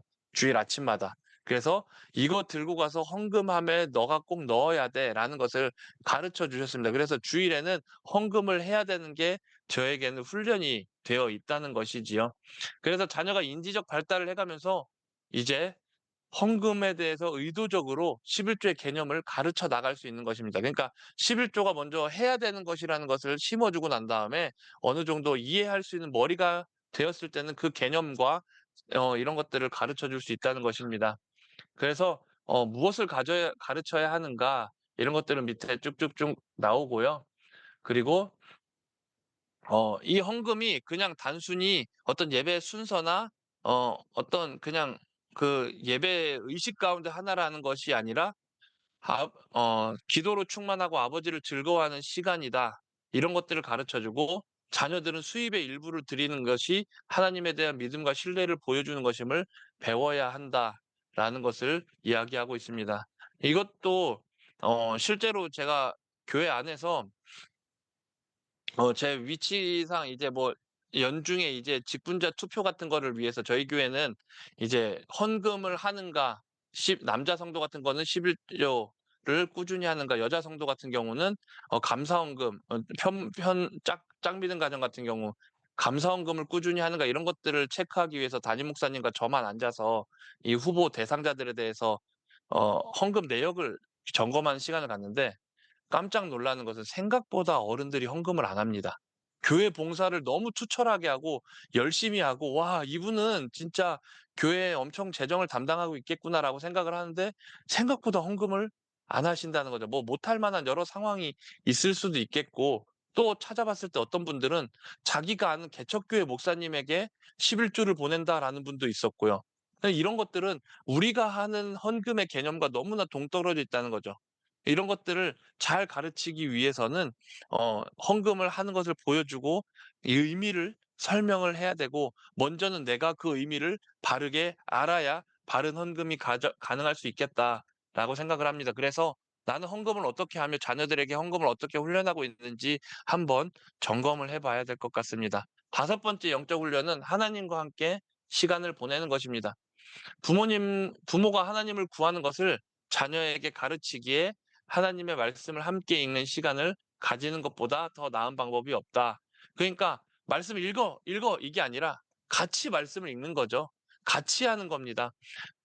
TV를 끄고 같이 모여 앉아서 한 절씩 말씀을 돌아가면서 읽든지 뭐 어쨌든 같이 모여서 말씀 읽는 시간을 어 가지면 좋은데 그것은 첫 번째 예시로는 가정 예배를 통해서 그러니까 지속적으로 함께 모일 수 있는 시간을 정해 놓고 그 시간을 중요하게 여겨서 다른 활동에 방해를 받지 않도록 그러니까 이 시간은 꼭 지켜서 집에 들어와야 돼. 집에서 들어와서도 다른 걸 하다가도 이 시간이 되면은 무조건 여기 와야 돼. 라는 것들을 훈련을 시켜야 하고요.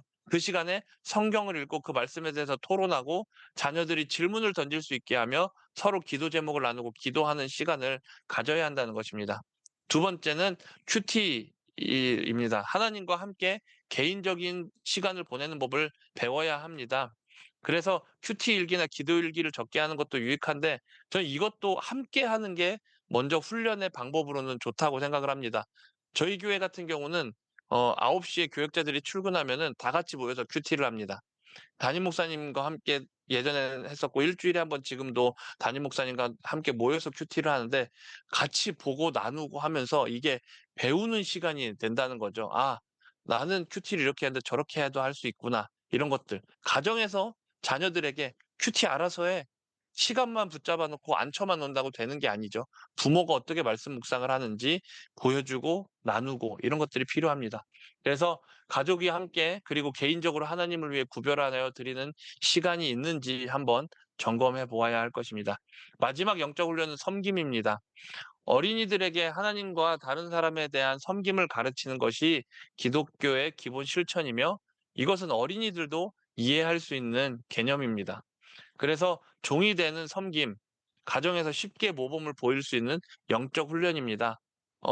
"네가 이것 좀 해."라고 무조건 말로 가르치는 게 아니라 부모가 먼저 섬김의 본을 보여야 하는 것이지요. 그리고 밖에 나가서도 다른 사람을 섬기는 일, 어린이들이 참여할 수 있는 구체적인 활동들을 찾아서 가족들이 함께 하는 것이죠. 예를 들면은 어떤 시설에 가서 같이 봉사활동을 한다든지 뭐 이런 방법들이 있을 수 있습니다.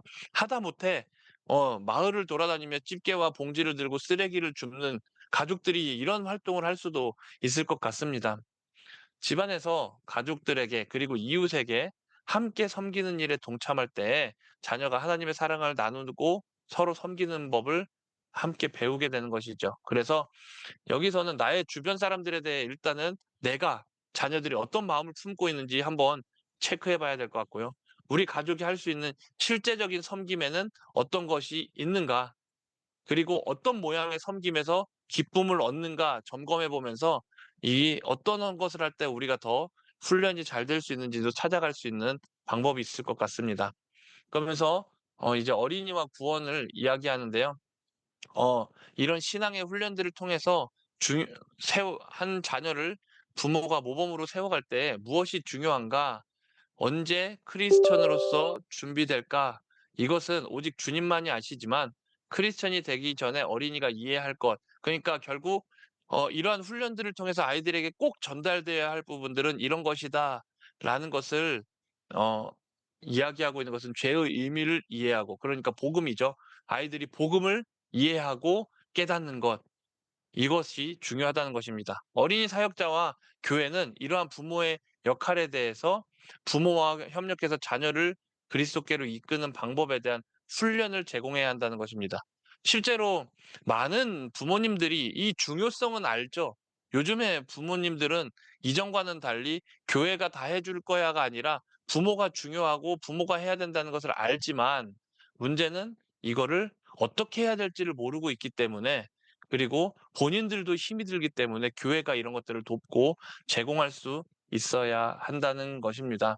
그래서 맨 마지막에 결론에 정확하게 나옵니다. 가정사역은 부모와 자녀 곁에서 함께 동행하고 부모가 이들의 가정에서 영적 리더가 될 수 있도록 이들을 도우며 가정을 섬기는 것이다. 이게 바로 교회와 우리 사역자들의 역할임을 언급하며 결론으로 마무리하고 있습니다.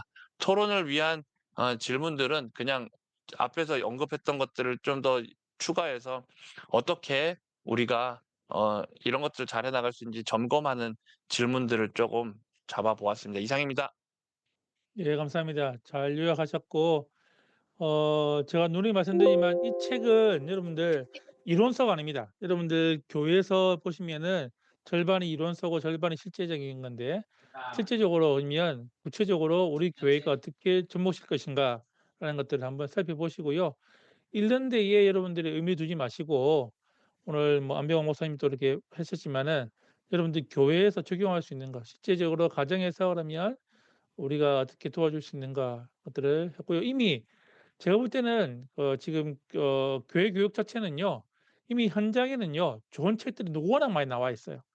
그것들을 내가 취사 선택해서 이거를 내 것으로 만들어내고 교회의 프로그램을 만들어내는 게 이제 사실은 일이지, 자료는 너무 많거든요. 예를 들면 어린이 구원에 대해서 하면은 어린이에게 구원을 설명하라는 책이 있습니다. 그 디모데 출판사에 나온 책이 있는데 그 책을 가지고 있으시면 되냐면 교사들에게 제가 이제 그 교회학교 교사 할 때는 교사들에게 그거를 훈련시켜 가지고 그 구원 상담하게끔 했거든요. 이거를 부모에게 그거를 교육시키면 됩니다. 그러면 어떻게 되냐면 부모가 구원 상담할 수 있도록 그렇게 됩니다. 그래서 지금 나와 있는 책들은 너무 많습니다. 그리고 좋은 책도 많고 여러분들이 그거를 잘 조합해 가지고 이렇게 하시고요. 저희도 지금 교재를 만들고 있는데 가정하고 다 연동이 되거든요. 한 구절을 외우도록 만들고 챈트도 만들고 그리고 쓰게 만들고 기도 제목도 만들게 하고, 저희들이 프로그램 만들 때에 그냥 만들지 않고 이런 이제 이론의 토대를 통해서 그런 것들을 만들어 가는데, 기독교 교육을 전공하고 계시니까 여러분들 이론에만 치우치지 마시고 제가 누누이 말씀드리지만 교회 현장에서 뭐라도 해 보셔야 되는 겁니다.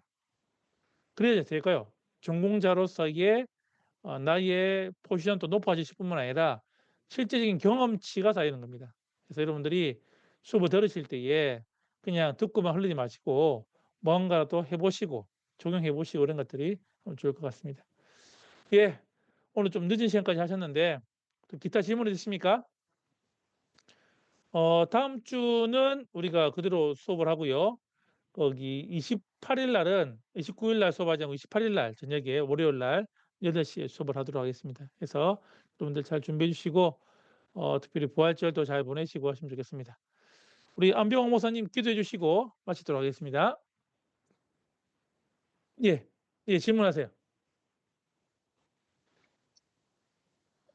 일단 알겠습니다. 뭐 저도 되니까 예, 이렇게 하도록 하겠습니다. 예. 우리 안병호 목사님 기도해 네, 주시고 기도하겠습니다. 하나님 아버지, 주님의 은혜 가운데 또 귀한 수업과 교제를 나누게 하시니 감사합니다. 우리의 배우고 나누는 것들이 지식을 넘어 우리의 삶에 그리고 우리의 사역의 현장에 잘 적용될 수 있도록 주여 인도하여 주시옵소서.